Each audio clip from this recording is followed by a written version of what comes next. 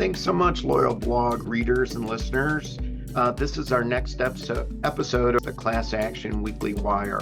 I'm Jerry Maatman, a partner at Duane Morris, and joining me today are Emilee Crowther of our Austin office and Ryan Garippo of our Chicago office. Thanks so much to both of you. Thank you, Jerry. I'm very happy to be here.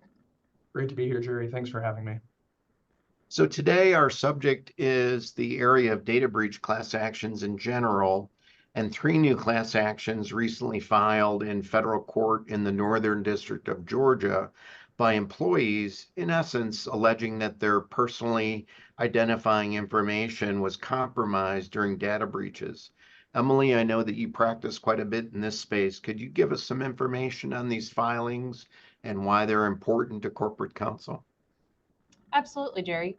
These actions were all filed by employees, as you stated, one against Arby's, fast food restaurant owner DRM Inc., one against healthcare company Aviana Healthcare LLC, and then one other against automotive company Asbury Automotive Group Inc. And each of these actions allege that after companies were subjected to data breaches, the employees' personally identifying information was threatened by hackers, and the companies failed to take precautions to protect that information. We recently reported in the Duane Morris Class Action Review that among all areas of class action litigation, right now the hottest area is data breach class actions. Frankly, these lawsuits are exploding in popularity and certainly constitute a major area of focus for the plaintiff's bar. Brian, what is it about these cases that are attractive to the plaintiff's bar, and what is alleged in these new cases brought in federal court in Georgia? Well, Jerry, while all of these actions were filed separately and the defendant's businesses differ significantly, the proposed class actions all have similar allegations, including negligence, breach of warranty, and unjust enrichment.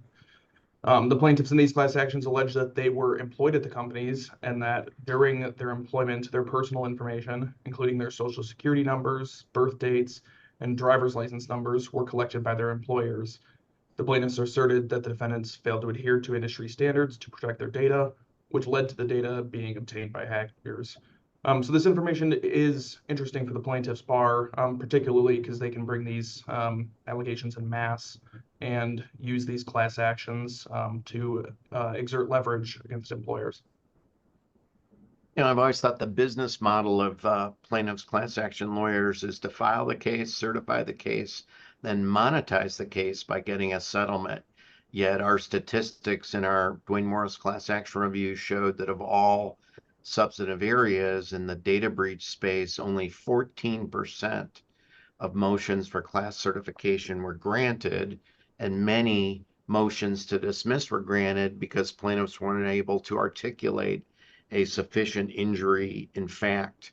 Emilee, in these particular cases, how are the plaintiffs trying to get around those problems, and what are they focusing on to establish standing through allegations of injury in fact? The plaintiffs allege that their personal information was captured in the spring and that their personal identification information was therefore exposed to the cybercriminals at that time. The plaintiffs contend that due to these cyber attacks, they have an increased vulnerability to identity theft. They also claim that they have spent time and money to mitigate risks and that the actual value of their information has diminished as a result. Some plaintiffs have also asserted that they have been required to monitor their credit reports and are worried about future personal financial security. The plaintiffs also claim emotional distress from the dissemination of their personal information because they will forever face an amplified risk of further misuse, fraud, and identity theft as a result of the defendant's alleged conduct. Reminds me of the last class certification motion I argued in a data breach case, and that was the simple notion, Judge, it was like a tree that fell in the forest and nobody heard it. And I still think that the plaintiff's bar is still finding ways to get around, of course, the injury in fact requirement that comes from the famous TransUnion case decided by the U.S. Supreme Court.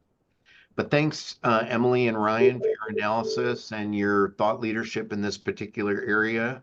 Blog readers and listeners, hope you enjoyed this installment of the Class Action Weekly Wire, and thanks so much for tuning in. Thanks for having me, Jerry, and thank you, listeners. Thank you, everyone. Great to have an opportunity to be on the podcast.